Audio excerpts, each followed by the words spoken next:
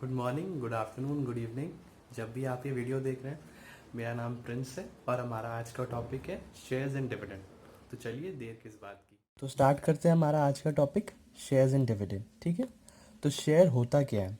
मतलब कोई बड़ा कंपनी होता है ना, उसको खोलने के लिए जो पैसा इन्वेस्ट करना पड़ता है, तो अगर वो एक पर्सन से वो इन्वेस्टमेंट नहीं हो पा रहा है, वो जो रिक्वायर्ड अमाउंट बहुत ज़्यादा होने के कारण, तो वो क्या करता है, बहुत सारे लोगों को इकट्ठा कर कर सारे लोग जो उस कंपनी को स्टार्ट करना चाहते हैं, सब लोग मिलकर थोड़ा थोड़ा अमाउंट इन्वेस्ट करते हैं। और क्या करते हैं ना, उस जो एस्टिमेटेड अमाउंट रहता है, जैसे मान लो मुझे कुछ स्टार्ट करने के लिए 1,000 रुपये चाहिए। ठीक है। तो अब मेरे पास 1,000 रुपये तो है नहीं। तो मैंने क्या किया, मैंने 5-10 जन को अपने साथ बुलाया और बोला कि हम लोग इन्वेस्ट करेंगे जिससे 1,000 रुपया हो सके। तो हमने एक फ़िक्स्ड अमाउंट रखा 100 रुपीज़। तो जो 10 जन है उसको 100 रुपीज़ करके इन्वेस्ट करना है। मतलब हर एक जन कितना इन्वेस्ट करेगा, 100-100 रुपया। तो मतलब यहाँ पर जो 100 रुपया हम लोग ने फ़िक्स्ड अमाउंट किया, उसको कहते हैं हम लोग एक शेयर। ठीक है। जो स्मॉल स्मॉल पार्ट्स में हम लोग तोड़ दिए, वो 1,000 रुपये को हम लोगों ने किस में तोड़ा, 10 इक्वल पार्ट्स में। और 10 इक्वल पार्ट्स का कॉस्ट क्या रखा हम लोग ने, 100। ठीक है। तो वो स्मॉल पार्ट्स को तोड़ा हमने, और हर एक स्मॉल पार्ट को शेयर कहते हैं। देखो, to start any big business, company और industry, a large sum of money is needed, and in general, it is not possible for an individual to invest such a large amount. Then, जो थोड़े मोड़े persons मिलकर जो business में interested हैं, वो लोग अपना हाथ मिलाकर एक दूसरे के साथ वो एक कंपनी बनाते हैं। वो लोग क्या करते हैं, वो लोग जो पूरा अमाउंट होता है, they divide the estimated amount. वो लोग क्या करता है, छोटे छोटे पार्ट्स में डिवाइड कर लेता है। जैसे मान लो मैं 100 के बदले 50 में बांटूँ, तो मुझे 1,000 कमाने हैं। तो मान लो मैंने 10 शेयर्स खरीदे, इसका मतलब मैंने 50 × 10 500 रुपया दिया, राइट। उसी हिसाब से तो हर एक वो स्मॉल पार्ट को हम लोग एक शेयर कहते हैं। और शेयर का वैल्यू कुछ भी हो सकता है, 5 रुपया, 10 रुपया, 15 रुपया, 20 रुपया, 50, 100, 200, छोटे छोटे पार्ट का। ठीक है। और जो भी शेयर को खरीदता है वो होल्डर होता है, वो कहलाता है शेयर होल्डर। तो अब आते हैं some terms related to share. तो कुछ टर्म्स होते हैं, उसको जानना ज़रूरी होता है। तो मैंने कहा कि जो रिक्वायर्ड अमाउंट है ना, उसको छोटे छोटे पार्ट्स में हम लोगों ने डिवाइड किया। तो उस एक जो छोटे छोटे पार्ट्स में डिवाइड करके जो अमाउंट हमने बनाया, उसको हम लोग कहते हैं nominal value. The original value of a share is called nominal value. इसे हम लोग फेस वैल्यू और प्रिंटेड वैल्यू भी कहते हैं। तो ये जो ओरिजिनल वैल्यू होता है, जो नॉमिनल वैल्यू है, वो कभी भी चेंज नहीं होता है। एक कंपनी जब एक शेयर खोलेगा, तो जो प्रिंटेड प्राइस उसका रखेगा, जो प्रिंटेड वैल्यू रखेगा, जो उसका नॉमिनल वैल्यू है, वो हमेशा सेम और कांस्टेंट ही रहेगा। ठीक है। तो जैसे मान लो कि कोई कंपनी बहुत प्रॉफिट में हो रहा है, तो उसने क्या किया, अपना शेयर का दाम बढ़ा दिया, राइट। या फिर उसका घाटा हुआ तो उसने अपना शेयर का दाम घटा दिया। तो the price of a share at any time is called its market value. मतलब शेयर का दाम बढ़ भी सकता है, घट भी सकता है, और उस घटे या बढ़े हुए दाम को हम लोग मार्केट वैल्यू कहते हैं। ओरिजिनल वैल्यू जो नॉमिनल वैल्यू है, वो हमेशा कांस्टेंट रहेगा। वो एक फिक्स्ड अमाउंट था जो उस कंपनी ने रखा था। बट जब कंपनी को देखा गया कि कंपनी का बहुत प्रॉफिट हो रहा है, तो उसने क्या किया, अपना वैल्यू बढ़ा दिया। और जो उसका वैल्यू रखा उसने नया, इज मार्केट वैल्यू। ठीक। देखो यहाँ पे लिखा भी है, the market value of a share changes from time to time. ठीक है। तो ऐसा भी तो हो सकता है कि जिस दाम पे उसने रखा था, उसका नॉमिनल वैल्यू जो ओरिजिनल वैल्यू था, और ना उसको घाटा हो रहा है, ना लॉस हो रहा है, ना गेन हो रहा है, तो मार्केट वैल्यू भी उतना ही है। तो if the market value of a share is the same as the nominal value, इसे हम लोग कहते हैं एट पार। मतलब मार्केट वैल्यू और नॉमिनल वैल्यू दोनों बराबर है। अगर 100 रुपया मार्केट वैल्यू है, तो 100 रुपया नॉमिनल वैल्यू भी था। ठीक है। तो अगर अब पढ़ते हैं what is at premium above par. मतलब मान लो कि कंपनी को प्रॉफिट हो रहा है, तो उसने क्या किया, अपना मार्केट वैल्यू बढ़ा दिया, ताकि लोग इन्वेस्ट करें तो ज़्यादा अमाउंट देना पड़े ना, प्रॉफिट हो रहा है। तो market value of a share अगर बढ़ा हुआ है, is more than the nominal value, तब शेयर को कहा जाता है एट पार, अबव पार और प्रीमियम। एट प्रीमियम और अबव पार। देखो यहाँ पे एग्जाम्पल भी दिया हुआ है। If a share of ₹100 is selling eight ₹135, ₹135 इसका मार्केट वैल्यू है, और ₹100 इसका नॉमिनल वैल्यू है। तो इसको कहा जा सकता है कि it is being sold at ₹35 above par. ₹35 ज़्यादा है ना मार्केट वैल्यू, तो इट कैन, इसको बोला जाता है प्रीमियम ऑफ ₹35 और एट ₹35 अबव पार। अब मान लो उसी कंपनी को लॉस हो रहा है, तो उसने मार्केट वैल्यू का दाम नॉमिनल वैल्यू से घटा दिया। तो if the market value of a share is less than the nominal value, तो उस शेयर को बोलेंगे हम लोग बिलो पार और एट डिस्काउंट।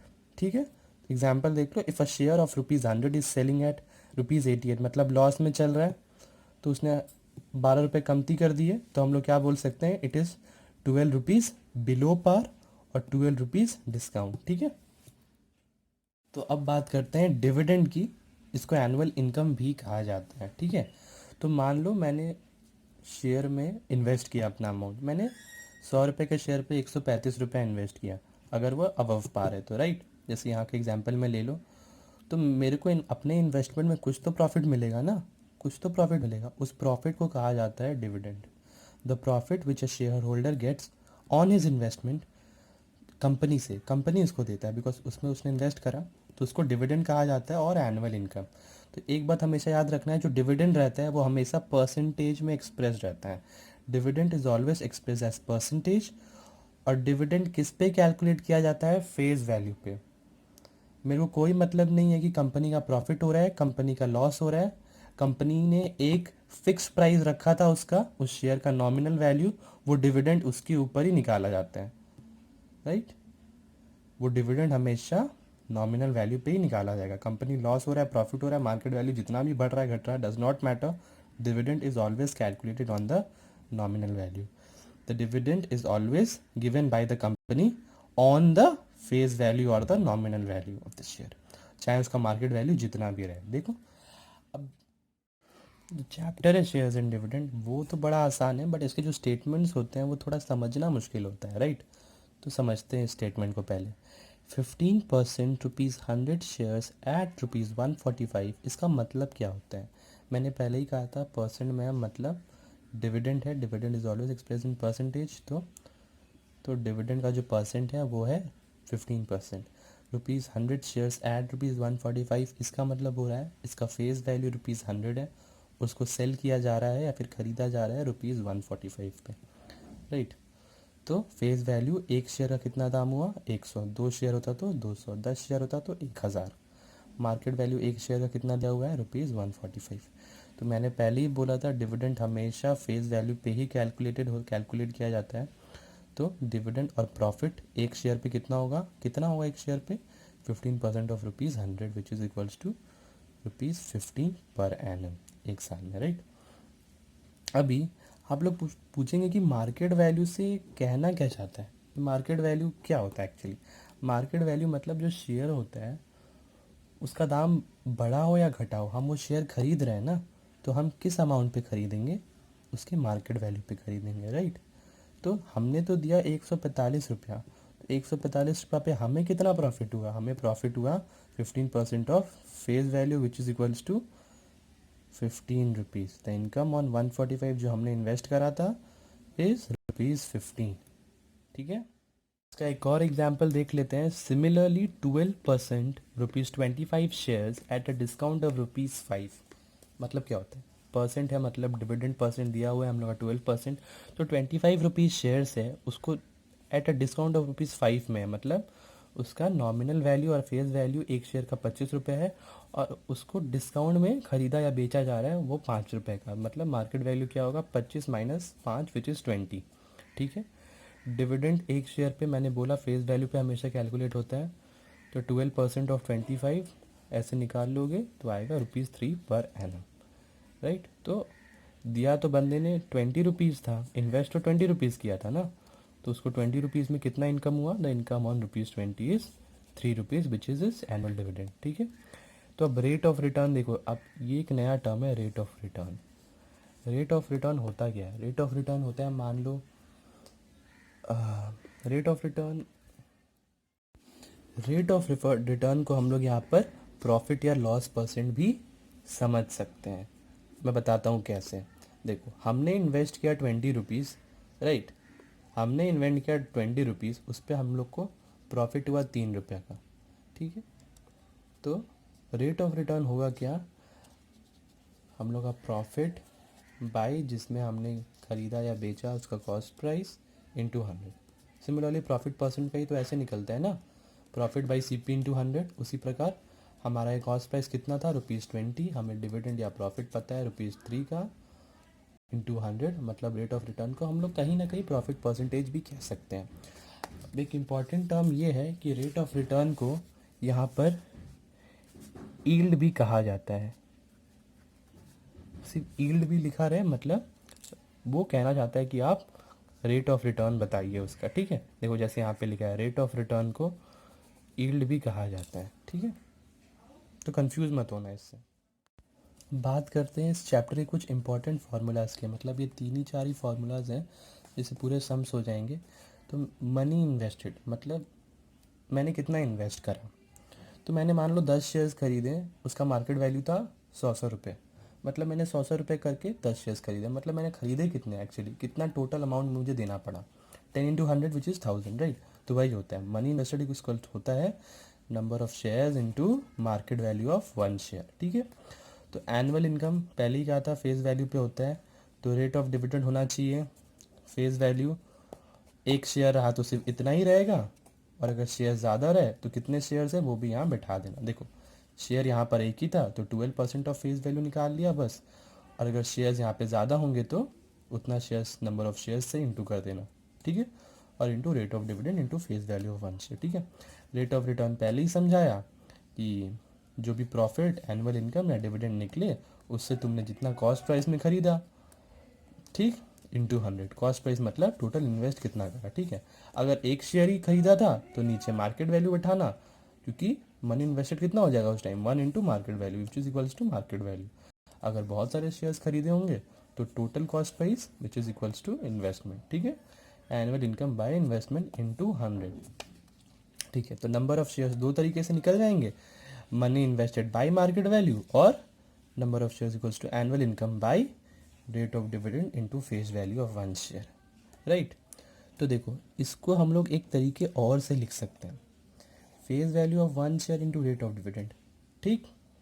इसका मतलब होना चाह रहा है जैसे हमने यहाँ पे किया था, जब सिर्फ एक ही शेयर था तो डिविडेंड एक शेयर पे कितना निकला था, 12% ऑफ सिर्फ 25 rupees which is equals to face value था ना। तो रेट ऑफ डिविडेंड और फेस वैल्यू भी एक शेयर पे दिया हुआ है, तो इसको लिख सकते हैं ना इनकम ऑन 1 शेयर लिख सकते हैं, और जितना शेयर है उससे इंटू कर देंगे तो भी एनुअल इनकम आ जाएगा, राइट। तो एक और तरीका है नंबर ऑफ शेयर्स लिखने का, वो होता है annual income bye income on 1 share, और या फिर तोड़ तोड़ के भी लिख सकते हो, एक ही बात है। चलिए सम स्टार्ट करते हैं। पहला सम्स, प्रिंस नाम अपना दे दिया है, Prince invest a sum of money in ₹50 shares paying 15% dividend quoted at 20% premium. If his annual dividend is ₹600, calculate the number of shares he bought, investment और rate of return। एक और चीज़, ये जो सवाल है ये 2014 के बोर्ड एग्ज़ाम में आ चुका है, बस नाम अलग था, वो तो मैंने अपना डाला है। तो स्टार्ट करते हैं सम्स, ठीक है। तो हमें फेस वैल्यू दिया हुआ है, राइट, हमें फेस वैल्यू दिया हुआ है शेयर का विच इज़ इक्वल्स टू ₹50। तो देखो हमें दिया हुआ है कि उस 50 रुपीज़ शेयर्स थे उसको कोटेड एट 20% प्रीमियम। तो प्रीमियम मैंने कहा था कि मार्केट वैल्यू ज़्यादा है इस केस में, तो 20% प्रीमियम मतलब इसका 20% ऐड करना है इसमें, तो इसका मार्केट वैल्यू होगा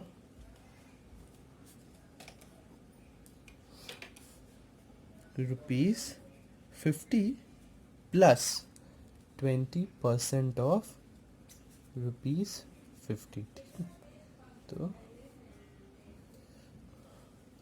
विच इज़ इक्वल्स टू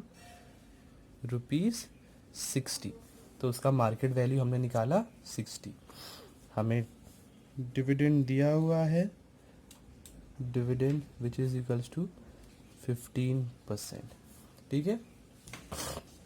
तो एनुअल इनकम भी दिया हुआ है 600, तो नंबर ऑफ शेयर्स वहाँ से निकल जाएगा आसानी से। तो क्या फॉर्मूला था, annual income equals to number of shares into face value into dividend का परसेंट, राइट, डिविडेंड परसेंट, ठीक है।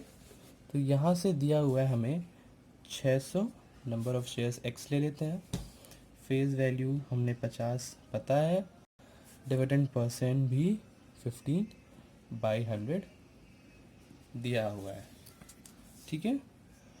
तो इधर से ये जाएगा 2 ज़ा, ठीक है, उधर जाके 600 into 2 is 1200 by 15 equals to x, right. तो देयरफॉर x इक्वल्स टू 120, 15 8 ज़ा 120, तो 80, राइट।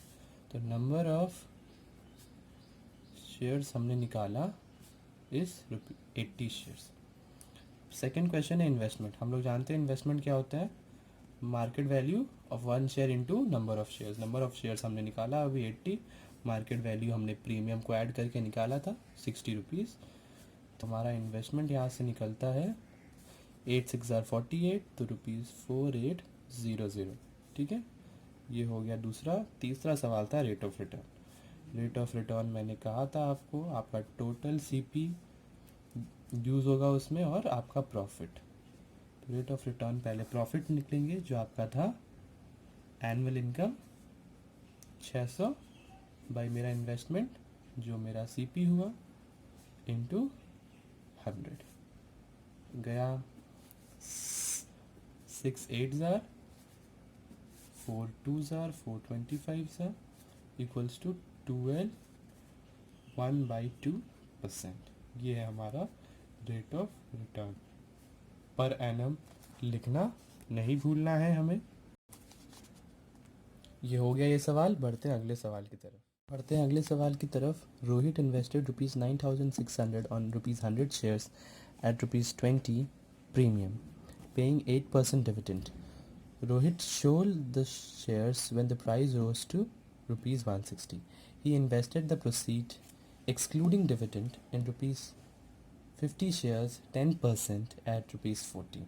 तो क्या हुआ इसमें, इसने पहले इन्वेस्ट किया था, फिर उसने अपना शेयर्स को एक फिक्स्ड अमाउंट पे बेच दिया और उससे जो अमाउंट निकला फिर उसको इन्वेस्ट किया, ठीक है। क्वेश्चन क्या है, ओरिजिनल नंबर ऑफ शेयर्स। तो पहले जिस इन्वेस्ट किया था उसका नंबर ऑफ शेयर्स निकालना है। सेल प्रोसीड्स, तो ये जानना बहुत ज़रूरी है, सेल प्रोसीड्स का मतलब क्या। सेल प्रोसीड्स का मतलब होता है कि इसने जो शेयर्स बेचे उसने कितने अमाउंट में बेचे, उस अमाउंट को ही सेल प्रोसीड्स कहा जाता है। जैसे यहाँ पे लिखा है कि 160 रुपये में बेचा गया, एक फिक्स्ड अमाउंट में जितने भी शेयर्स होंगे उतने अमाउंट में बेचा गया था, उस टोटल फिक्स्ड अमाउंट जितना उसने बेचा उसको कहा जाता है सेल प्रोसीड्स, ठीक है। तो फिर उसने इन्वेस्ट किया, उसने जितना कमाया उसमें से भी नंबर ऑफ़ शेयर्स निकालना है, और फिर इसका जो डिविडेंड था और इसका जो डिविडेंड था उसका हम लोग को चेंज भी बताना है कि उसमें इन दोनों में से उसके लिए उसका दोनों में से कौन मतलब ज़्यादा उसका प्रॉफिट हुआ, वो भी हम लोग को पता चल जाएगा चेंज इन द डिविडेंड से निकालेंगे। तो हम लोग चलिए करते हैं क्वेश्चन। ये जो क्वेश्चन है 2015 में भी आ चुका है, तो चलिए इसका आंसर निकालते हैं। तो हमें कहा गया है कि 100 रुपीज़ शेयर्स, मतलब फेस वैल्यू जो फर्स्ट केस में उसका फेस वैल्यू ₹100 था, एट ₹20 प्रीमियम, मतलब प्रीमियम 20 है, मतलब मार्केट वैल्यू कितना है हमारा ₹100 प्लस 20 ₹120, ठीक है। इन्वेस्टमेंट दिया हुआ है, तो पहला है ओरिजिनल नंबर ऑफ़ शेयर्स। तो हम लोग जानते हैं इन्वेस्टमेंट क्या होता है, market value into number of shares. तो नंबर ऑफ़ शेयर्स वहाँ से आराम से निकल जाएगा, तो नंबर ऑफ़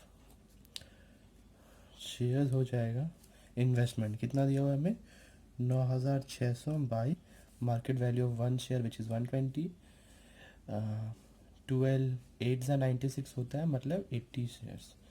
पहला पार्ट का आंसर हमें यहाँ निकल गया। सेकंड पार्ट में आते हैं। सेकेंड पार्ट में हमें निकाला गया था सेल प्रोसीड्स। तो सेल प्रोसीड्स मैंने पहले ही बताया था आपको, सेल प्रोसीड्स क्या होगा कि उसका सेलिंग प्राइस जो था वो होगा सेल प्रोसीड्स। तो हमें जो फिक्स कॉस्ट दिया गया था वो क्या था, ₹160। और हमने बताया कितने नंबर ऑफ शेयर्स हमने अभी निकाला, 80 शेयर्स। तो सेल प्रोसीड्स होगा ये ₹160 into 80 which is equals to 16 8 128, तो 12800, ₹12800 इज योर सेल प्रोसीड्स। ये होगा सेकेंड का पार्ट का आंसर। नाउ थर्ड पार्ट जो था न्यू नंबर ऑफ शेयर्स। तो क्वेश्चन जो उसने फिर जो इन्वेस्टमेंट किया था उसमें उसका जो फेस वैल्यू था वो था ₹50 और जो मार्केट वैल्यू था ₹40 था, राइट। और डिविडेंड रेट कितना दिया हुआ था हमें, 10%, राइट। तो इससे हम जो न्यू नंबर ऑफ शेयर्स है वो आराम से निकाल लेंगे, न्यू नंबर ऑफ शेयर्स, क्योंकि वो हो जाएगा investment by market value of one share, market value of one share. हमारा नया इन्वेस्टमेंट क्या है, जितने में हमने बेचा, हमने क्या किया, वही सेल प्रोसीड्स को इन्वेस्ट किया। तो हमारा नया इन्वेस्टमेंट यही है, which is equals to 12,800 by market value of one share हमें दिया हुआ है ₹40, ये हो जाएगा 320 शेयर्स, ठीक है। तो हमें अब पूछा था फोर्थ पार्ट का क्वेश्चन, चेंज इन डिविडेंड। तो पहले ओरिजिनल डिविडेंड निकाल लेते हैं, क्या था original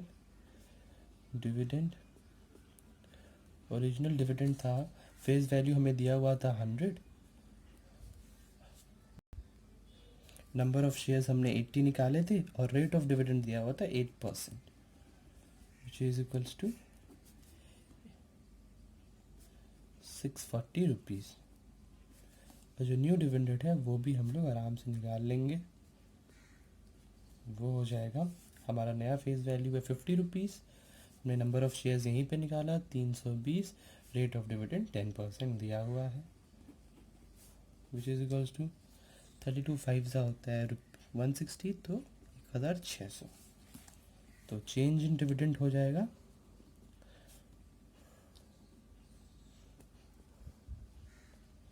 new dividend minus original dividend, which is equals to ₹1600 minus 640, which is equals to ₹960 is the required answer. हो गया सवाल, ये भी बड़ा आसान सा सवाल है। Next question, Mukul invested ₹9,000 in a company paying 6% dividend when a share of face value दिया हुआ है ₹100 स्टैंड्स एट ₹150, मतलब इसका मार्केट वैल्यू 150 है। Find the annual income. हम पहले एनुअल इनकम निकाल लेते हैं। तो हमें नंबर ऑफ शेयर्स नहीं दिया है, तो नंबर ऑफ शेयर्स आराम से निकाल लेंगे, इन्वेस्टमेंट बाई मार्केट वैल्यू।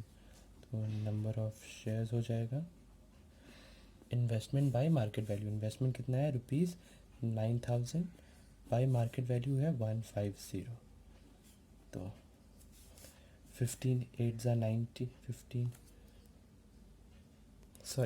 6 90, तो 60 नंबर ऑफ शेयर्स यहाँ पे 60 निकले।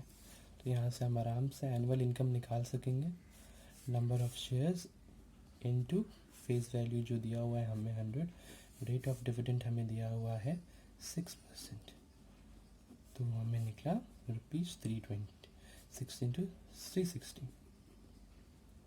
नाउ इसका second part of the question पढ़ते हैं। He sells 50% of his shares when the price rose to 200। तो जो उसके शेयर्स थे जो है 60 शेयर्स में से उसने 50% शेयर्स मतलब 30 शेयर्स उसने बेच डाले जब 200 दाम हो गए। फाइंड द गेन इन इस ट्रांजैक्शन, मतलब यहाँ पे प्रॉफिट निकालना है। तो उसका सेलिंग प्राइस कितना हुआ, 50% ऑफ शेयर्स मतलब 30 शेयर्स, राइट। तो आप ऐसे भी लिख सकते हैं 50% ऑफ 60 इंटू मेरे कितना दिया हुआ है 200, तो ये हो जाएगा 5 2 ज़ा 10, 10 इंटू 6 इज 6,000 रुपीज़। और उसने कितने प्राइस में ख़रीदे थे? उसने खरीदे थे, हमेशा खरीदी किस प्राइस पे होता है, मतलब मार्केट वैल्यू पे, बिकॉज वो मार्केट वैल्यू पे ही तो ख़रीदता है। तो मार्केट वैल्यू के अनुसार अगर हम लोग करें 150 इंटू कितने शेयर्स, 30 शेयर्स, 3 5 ज़ा 15 3 ज़ा 45 रुपीज़ 4500। तो गेन हमें यहाँ से आराम से निकल जाएगा S P minus C P which is equal to 6000 minus 4500 rupees 1500 which is the required answer. Done, हो गया। तो बढ़ते हैं अगले सवाल की तरफ। A man buys 410 rupees share at a premium of 0.250. The rate of dividend is 8%. Find the investment dividend and yield. तो मैंने पहले ही बताया था yield मतलब rate of return। मैं यहाँ पे लिख देता हूँ ताकि confusion ना हो। rate of return। तो मैन बाइस कितने शेयर्स बाई किए उसने? 400 शेयर्स। तो हमें दिया हुआ है number of shares equals to 400, 10 rupees shares.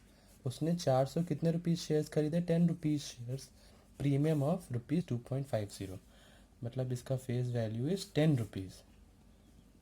और मार्केट वैल्यू कितना है? प्रीमियम ऑफ 2.50, तो rupees 10 plus 2.5 equals to rupees 12.50।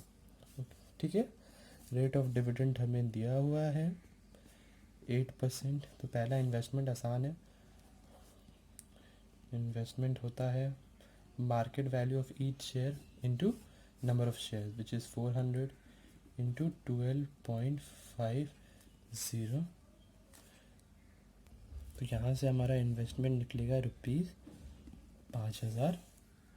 ये हो गया डिविडेंड। डिविडेंड क्या होता है? फेस वैल्यू के ऊपर कैलकुलेट होता है।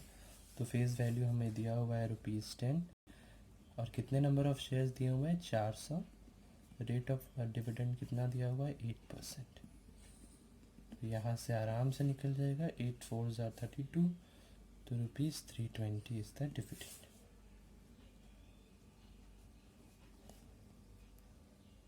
और जो तीसरा है यील्ड। यील्ड मतलब रेट ऑफ रिटर्न भी होता है, इससे कुछ घबराने का नहीं है, बात एक ही है। मैंने क्या कहा था कि रेट ऑफ रिटर्न क्या होता है? मेरा profit. Profit is dividend which is dividend by मैंने टोटल अमाउंट में कितना खरीदा which is my cost price. तो मैंने टोटल अमाउंट कितना इन्वेस्ट किया? इन्वेस्टमेंट इन्वेस्ट किया मैंने इंटू 100। ठीक है। इसको आगे बढ़ते हैं। तो डिविडेंड मुझे कितना निकला? 320। मेरा इन्वेस्टमेंट 5000 दिया हुआ है into 100, right, which is 32/5। Therefore yield equals to 32/5 मतलब 6.4% पर annum। This is my required answer. पर annum लिखना मत भूलिएगा। हो गया सवाल ख़त्म। ये शेयर्स एंड डिविडेंड पार्ट 1 था। पार्ट 2 मैं बहुत जल्दी अपलोड कर दूंगा। मैं इससे रिलेटेड सवाल डाल दूंगा, आप लोग सॉल्व कर लीजिएगा। पार्ट 2 बेसिकली इस चैप्टर से रिलेटेड जो टफ सवाल आते हैं एग्ज़ाम में उससे डील करेगा। तो तब तक प्रैक्टिस करो ताकि पार्ट 2 में आने तक आपका बेस स्ट्रॉन्ग हो।